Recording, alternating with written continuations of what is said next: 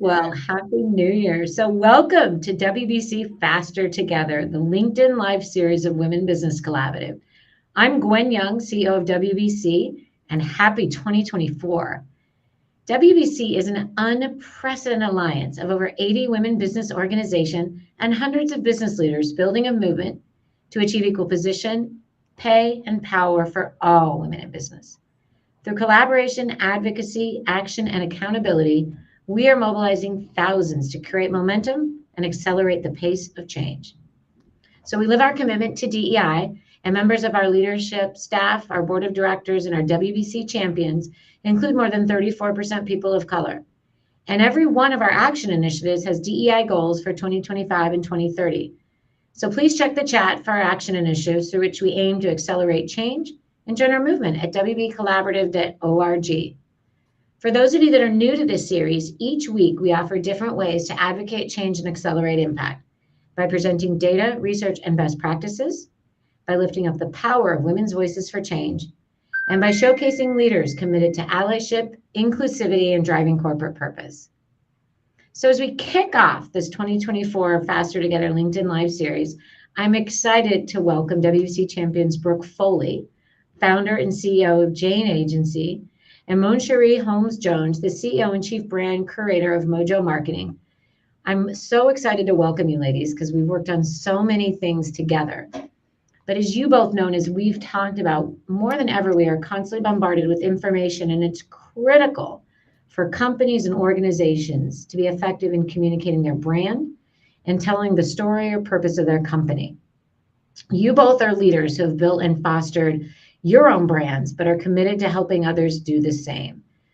So I'm going to start with you, Brooke. Like, as we look towards 2024, what is your vision for this year? What does this look like for you, for Jane Agency, as we look into 2024? If you would have asked me what I was going to say about this 4 years ago, it would not sound like this at all. We have such an exciting year ahead of us. We beta tested a solution called Clarity University in the last quarter of 2023, and it did phenomenal. And it's designed to allow all business leaders, both career ascension oriented as well as business owners, to figure out their brand strategy with the education, the tools, the support, and the community that they need. Not the way that the industry sells it, but really designed from the user-centered standpoint out. And so we are just looking to get as many people access to that as possible in the shortest period of time. I love that. I love that the name is Clarity. Mojo, what does it look like for you for 2024? Well, I think 2024, it's a culmination of the last probably 4 or 5 years as well, in a sense that we have pivoted so hard into not a different industry, not a different product type or any of that, but clarity in the sense that we understand impact is the only goal. And so in understanding that, we have set our clients up to only be impactful in the spaces that make sense for their brand longevity. We are in a level of, if your impact is, everybody wants ROI. That's great. You're going to you want the profit, you want the, continued customers. But in the end, I think there's this model of impact is the main goal at the same time. And so understanding that, brands are really getting to the point where it's like, how are we impacting? Is it sustainable? Does it make sense? And so we are creating more impact strategies because the money and the consumers come when the impact is solid.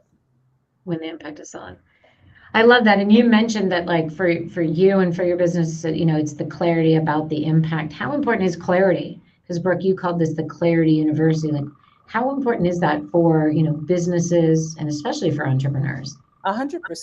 I think every year you should, take the time to reevaluate. I heard something not too long ago that said the average business, switches their model about 12 times. That's including Fortune 500s. So if the average entrepreneur, even up until a Fortune 500, reconsiders or pivots their model for the times, the trends, clarity is always needed. There should be always a heart check at the top of the year at all levels through the business. So if you have that heart check, no matter what the strategy was for 2023, still heart check it and make sure it's still that on January 1st. And so clarity is super important. Brooke, I want to bring you in on the clarity discussion. Well, I completely agree. And we were working with a client yesterday. They're a repeat client over time, and they had a new change in their sales force. And to your point, Monchieré, even though they're selling that business every single day, the response rate to the RFPs had shifted. The outcome and the impact was no longer there, both financially and non-financially. The strategies were the ones that they were continuing to use. And we had come back to them and said a few times, you need to gut check this because there's been a lot of change in your industry. And when you think about the observational truth that goes inside of all of our businesses, that's what is the compliance? What is the regulatory? Is there any disruption, any change, adoption? Is there financial or political levers that are starting to happen around the business? Your ability to deliver back on that from your brand standpoint shifts whether you want it to or not. And so it's a huge game of who moved my cheese all the time. Yes. And so we were working with this client, and almost everything within their research from 7 years ago was the same, except wow, that audience really changed, which changed everything going forward about how they went to trade shows, how they invested in lunches and dinners, where they spoke, how they networked, how they handled follow-ups, and who their primary audience was. So that's like a microcosm of what Monchieré was just saying on a more detailed level, but that is inside of every single one of our businesses. I love that. And there's a couple ways to get to that, both clarity and impact. And Monchieré, I want to bring you in on kind of the storytelling and the importance of how that is. And what does that mean? Because you hear a lot about that. And if you don't know what it means, maybe it's good to talk about a little bit about what that means. Right. So I think, so it's two things. So in understanding clarity, you immediately get to your impact. If you're really clear, right? If you're really clear, you are immediately already on track to the impact. But if we take it back and we understand how to get there and really storytell, the story cannot be told until we have told the story to ourselves, right? The story cannot be told. A lot of times we're like, oh, we have to tell a story a certain way. We have to know the why. We have to make sure it's authentic. We have to make sure, nope, let's pause. Have we sat down? Have we had a brainstorming session? Have we done a word cloud? Have we, sat and really concentrated with our internal thoughts, our constituents, our consumers that we know that we can touch, and really just gut check in the way that Brooke had mentioned before, and before we can begin a story. Right. And then from that, and I really do encourage a lot of our clients just to do a word cloud. When you're putting out the annual report, before you put it out, have you checked to say we're on point with the words and not just the data. Right. A lot of times we serve 1 million people. How did you serve 1 million people? Oh, we served them by, donating food every year. And I'm like, okay, that's great. But is that what really happened? Right? Storytelling has to be so authentic that it tells the stories that you sometimes surprise yourself about. That's funny that you said that, because I think and this is going to be a backward build on what you just said, but before you can actually get to telling the story, you have to be able to have clarity within your own mind about what that story is.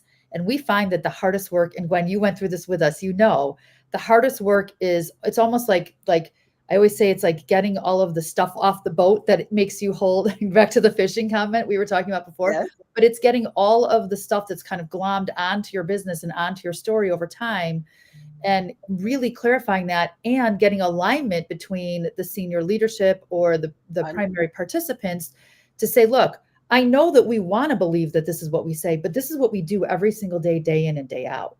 This is the hardcore evidence-based promise that we actually are vested in, that people pay us for. And if we tell that story the right way, then the people that will attract to our solution are going to be buying what they think they thought. And so on the back end, the case study, the story that we tell, will be the one that we want to reflect for us to do that cycle all over again. And it's that clarification, it's that the alignment of people telling the story the same way and agreeing that will work is what then goes and makes for a stronger marketing plan or the amplification. So when you start to talk about that storytelling, like Monchieré was saying, you're really able to put some stakes in the ground and be able to get the results that you want for your business, but also for the people that are hiring you. Mm-hmm. Agreed. I think you're 100% right. There's some levels, but if we're not gut checking, and I like that word, in the beginning, And a lot of times we think gut checking is at the C-suite. I would never gut check at the C-suite first. Like, talk about storytelling. That is not where storytelling begins. Like, what did the janitor do today? Like, that's how deep I would really want to layer a business to make sure that all of the conversations are really heard. The news stories are not just about being authentic. The news stories are about being true. Mm-hmm. You know, and so what is the daily truth of your people, whoever your people are, your community? What's that daily truth? People love tongue in cheek all day long, but they also love just simple. Tell me what happened. And wow, I connect with that because that resonates with me. And it gets to the sales point too, because that's when the C-suite comes back in. The C-suite wants to know how we're going to get this. How is this going to make money, ROI, impact? How is that going to happen? It's going to happen because it's going to be true. Yeah, and you take that conversation from the employees, you take it with the partners, the vendors, your clients, and you start to triangulate, like, this is really what's happening out in the market. This is your brand truth. Yes. Now let's talk about what we're going to do with it. Yes. I love that. So I want to ask the question, Brooke, I'm going to start with you. So this is important. So how does a business start, or where does a business start in actually saying, I'm going to do this, I'm going to build my brand, I'm going to have a brand strategy, I'm going to talk about my brand truth? How and where do they start? So we focus solely on delivering brand strategy. So we are obsessed, as you know, with the 10 assets that create the foundation of a brand platform. And we really start with the background of the individuals and how they got to the business that they're in today, as well as the CEO. But we listen to the CEO last, to Monchieré's point, that's always the way that exercise goes. But when you're listening in through the background, it's all there. The position, the promise, the barriers, the strategies, the unmet need, who the audience really is. And then you can start going into the rest of the other assets and start to define the financial goals, the strategies, the objectives, the audience, the insights, position, and the promise, support. Those are the three that really act as the 11-second elevator pitch. And then you've got the tone of personality, which is really what we want the marketing companies to use to amplify all the other assets that we just described, right? And if they can bring that support to life with the right tone of personality, that's the best way. But I love what Monchieré said about where do you start? You start by listening to the team talk through those things, and you then allow a CEO to hear that and say, wow, that's different than what I thought, or that is what I thought, or here's some adjustments we need to make. But you're allowing them to level set, but everyone's moving along through that asset development and building that lexicon together in alignment. Love that. So I'm going to ask a question that is going to not sound as self-serving as it sounds, but we're all part of a collaborative, right? We're all part of Women Business Collaborative, right? We've got 80 organizations. We've got 61 sponsors. We've got 300 champions, of which you all are a part. What is using building the brand look like in that part? And Brooke, Jane, you worked with us on this, and Monchieré, we've talked about this at, events. What does it change when it's a collaborative like that? Because we've got our brand, but we're also supporting kind of everyone else's brand. I would say, we're all in, this great organization, WBC. You and Edie have just done amazing work. And I'm always overwhelmed in a good way, invigorated, like, oh my God, I need at least 3 hours a month to really work it, because there's so much great stuff happening. But also one number one thing is when you have a solid group, immediately you set yourself off at brand credibility, right? So if you don't have to fight the world to say we are great, you're already winning, right? And that goes for any brand on any given Sunday. And I think because the group is collaborative in the sense that we don't have to even define the fact that we're great women in business, great leaders in business, that's already defined. Then we come to the table immediately saying, okay, what do we have going on? How can we move the needle? And guess what? How can we impact each other? Right. And then those projects seem, in my experience in the last year or two, those projects are really easy. Sometimes there's no transaction involved as much as it's a connection, any of that, because that connection makes it sustainable for the bigger picture. Because, and I say this often, if there's no community, there's no business. And if there's no business, there's no community. And so those two things have to work together for the business to thrive, anybody's business. So collaboration is key, and I love it. I'm going to be a little more self-serving, actually, for Monchieré and I.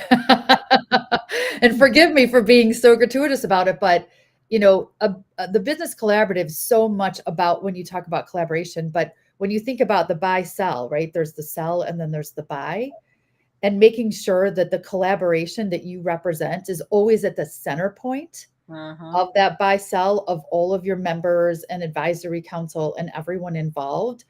If people are very solid on what their brand platform is coming into that sell, and people are really solid on what it is that they need to buy, right? Both sides of that buy sell need to be solid in their brand strategy. Because if I'm not procuring things that I know are going to serve me in the way that I need, and if I'm not selling things in the way that you need to procure them, then the buy sell goes kind of sideways, right? But if you lean in on people like Monchieré or Jane Agency and even the Women's Business Collaborative, to make sure that the alignment in the buy sell is as strong as the alignment in the companies, everyone's going to elevate. The network's just going to be on fire. I love that. I love that. I love it. I love it. I love the elevating on fire and then impact. So as our last question, which is sort of the call to action question, what can a business or an organization, do, and what should they be doing in terms of, brand clarity? And so what advice do you want to leave the audience with? Brooke, do you want to start with you? Well, obviously, I'm going to say you should probably check out Clarity University as a starting point for every single business. It's designed to be able to allow you to invest in your brand strategy, and then hire Moncheré's team for sure to help you amplify it, right? Because the price points are low enough and they're accessible, but premium brand strategy services like Monchieré and ours are also out there available, but you should really check in. I love the gut check language. I would just say gut check and take a look at an offering like that and say, look, do I have all this in order? And if I don't, it doesn't have to be scary. It can be safe for me to get the education, the tools, support, and community I need. And I have a feeling whether you would go with an offering like Jane Agency or Clarity University or Moncheré's company, you would be in great, great hands. I love that. Thank you so much for the accolade. I would also say, I think the goal is now, if we want to get past all the post, I said that post-COVID, post this one, post that, all the cultures that we are post now, it's time to sustain. We were putting our big girl draws on. I said it in the middle of the day on it. we were putting them on well before the chaos that ensued in 2020, right? And so it's time to get back focused in that level. And the way you do that is at any given time, make sure your strategy is solid and sustainable. So all the S's, you need to be able to see your brand. Strategy is a key component to really seeing your brand. In order to get clarity, you need to see your brand. And so to see your brand, you need to know strategy. And another thing that we do uniquely at Mojo is exposure and experience. All of that has to be amplified. And so once you get that strategy with my girl Brooke over here, or you over here with us, you then need to make sure that it has amplified exposure. And that's not just PR, it's everything. And then be able to create experiences where all of your constituents, your staff, your vendors, your partners, your brand, your consumers are being able to engage with your brand in a way that is sustainable. We don't have to keep rebuilding these companies. We need to keep making sure these companies are growing. Sustainability. It is the perfect word. It is the perfect word. Don't use that. Sustainable impact for 2021. Yes, there we go. Love it. That, Gwen. Gwen, I'm getting that down. Because I work with you ladies regularly. Thank you both. Unfortunately, that's all that we have time for today, but we invite everyone to wbcollaborative.org to learn more about who our champions are, WBC's initiatives, and our focus on increasing women in the C-suite and the boardroom, addressing the underrepresentation of women in areas such as STEM and increasing availability of capital for women, and to advance on a pipeline of men and women leaders that are going to bring gender and pay equity, diversity, equity, inclusion to the business landscape. So join us weekly to keep up to date on our next guests and our progress in the movement for gender equality. We are at WBC on Instagram, Twitter, and LinkedIn. And please join us next Friday, January 12th. We are honoring our first trailblazer, which is Dr. Ngozi Okonjo-Iweala, who's the Director General of the World Trade Organization. We'll be here in Washington, D.C., giving her Trailblazer Award and speaking ahead of Davos about women in trade and creating a truly inclusive economies across the globe. So please join us. Have a wonderful Thursday. Remember, we're faster together, everyone. Thank you so much. We haven't.